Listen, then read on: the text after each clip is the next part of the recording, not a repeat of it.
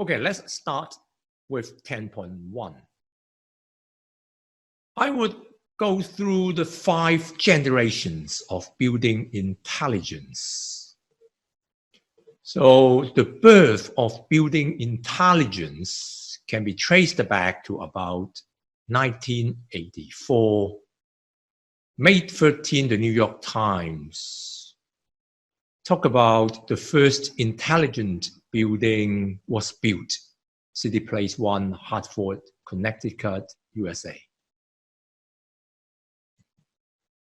So here shows you in the past 25 years, there have been 4 generations of building intelligence.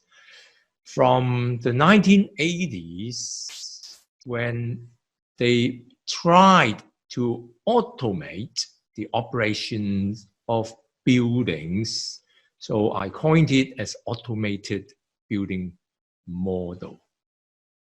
And then in the 1990s, they designed buildings to be more responsive to the environmental changes.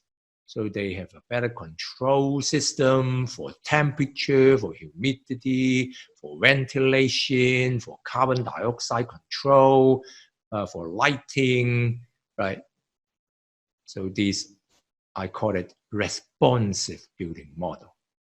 And then since year 2000, they developed an effective building model. So they incorporate communication and integration systems, have more IT systems and also internet to allow users, right, to have a better control and adaptation to the environment.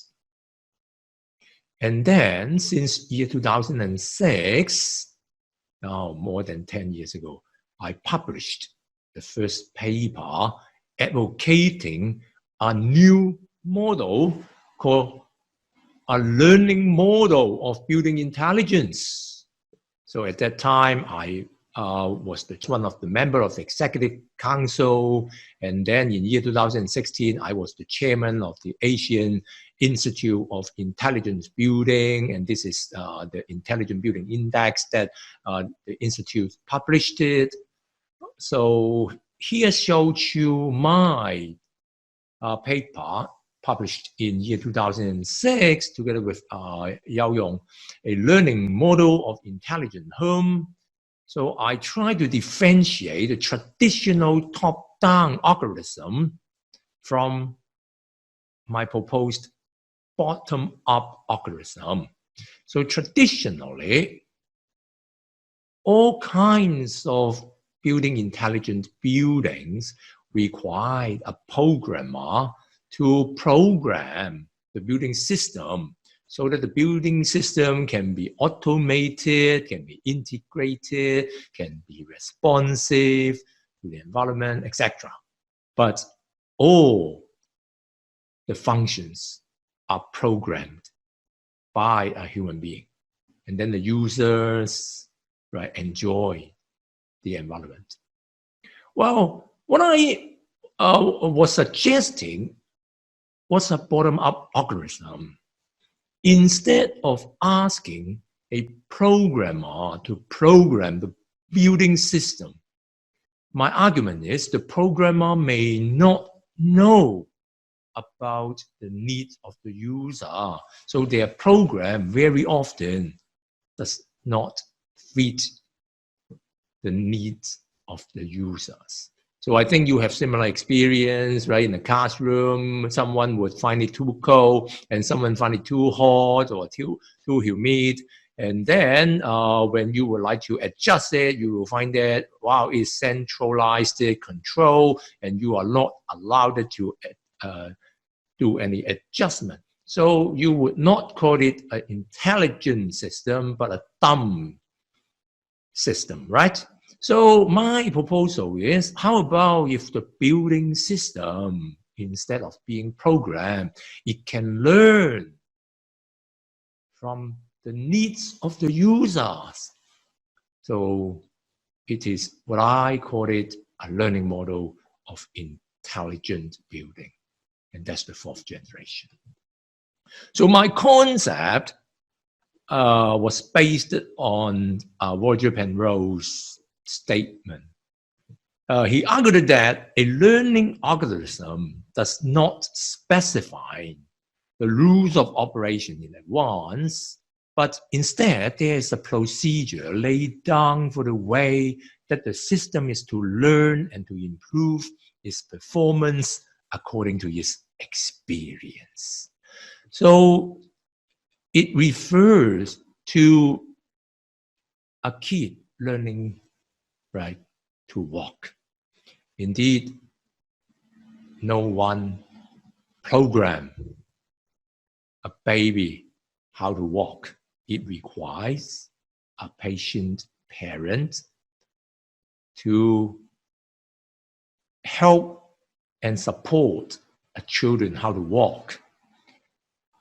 So it is a learning process instead of a programmed process. Let's quote some examples. Here, traditionally, this kind of building intelligence is a top-down approach in facilities management. Say, for example, right, when lift systems, the facilities manager would like to control, operate, and monitor, then it is based on the program that the facilities manager have to put in parameters to adjust the chiller's temperature so as to control the whole tower's air conditioning system. And so individual users would not be allowed to control the air conditioning system or lift system whatsoever. And they are sometimes even almost ignorant of the performance data, let alone any monitoring or control power. So the only channel for users' feedback on the facilities management system is by means of complaint or an annual user satisfaction survey, if any. So it becomes mismatch. Facilities management is the practice of coordination of the physical workplace with the people and the process. So we call it 3P, right? The place, the people, and the process of the organization for achieving the goals of the organization. So then the facility manager, right, is coordinating rather than controlling users and the facilities. Unfortunately, the top-down approach empower the facilities manager to control instead of coordinate the users with facilities. So my challenge was, is building intelligence rely on the intelligence of facilities manager? Building intelligence for whom? If it is for users, then it should be controlled by the user.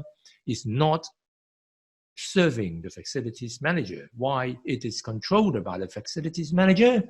And then who should control that? So the system learn to fit the user's requirements, or it should be controlled by some manager.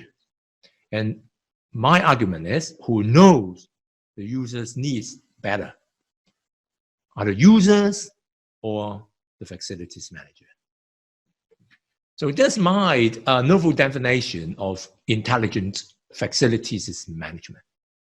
It lets user to have their own individualized or groups settings of building parameters.